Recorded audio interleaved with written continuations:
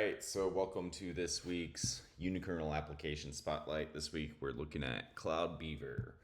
So CloudBeaver is a kind of IDE for database work, and it connects to, they say, like 100 different um, types of databases out there.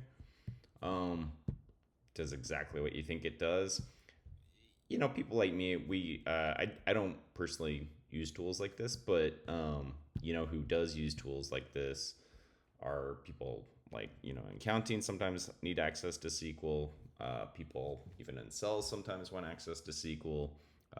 Product managers, want access to SQL. So sometimes when you're deploying stuff, you just want stuff to be deployed, and it's not really necessarily for you, but for somebody else. But you want it, deployed in a secure way. You want it deployed in a performant way. You don't want to have to babysit it. So that's where tools like this really come into play. And unikernels help you do that, right? Because you deploy it and you forget about it. So you don't have to manage the server or anything. So yeah, CloudBeaver is open source ish.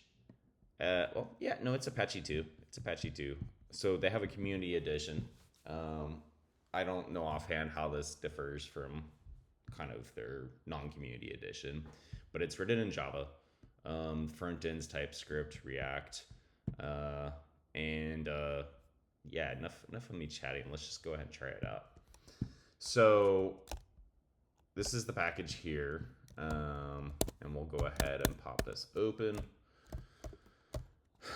This takes a little second to warm up. While we're waiting on that, we can go ahead and do. We'll go ahead and spin up a MySQL. Looks like this is already open. And so I'm just showing MySQL so you can have something to compare to. This is their docs. They have quite a bit of documentation, user guide, all this stuff. Let's go ahead and see if we can log in. The first time you open up this, it does a lot of initialization.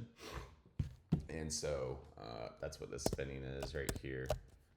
But yeah, we're open and we're going to pop in.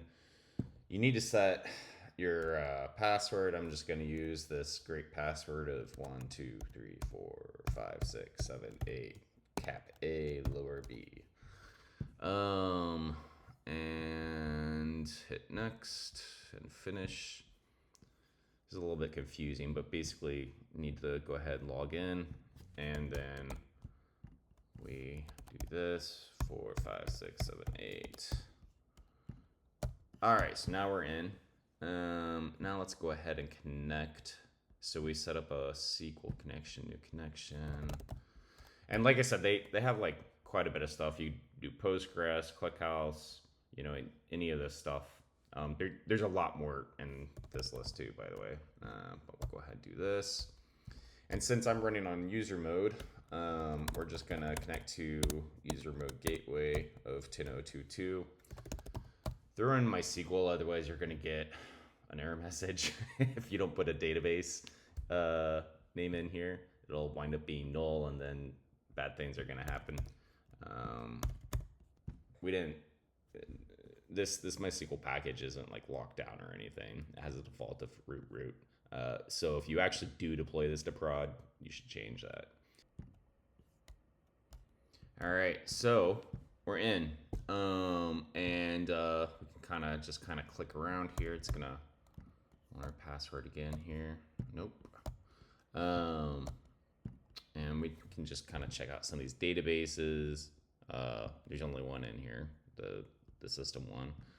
There were users and so forth. We can kind of play with this query.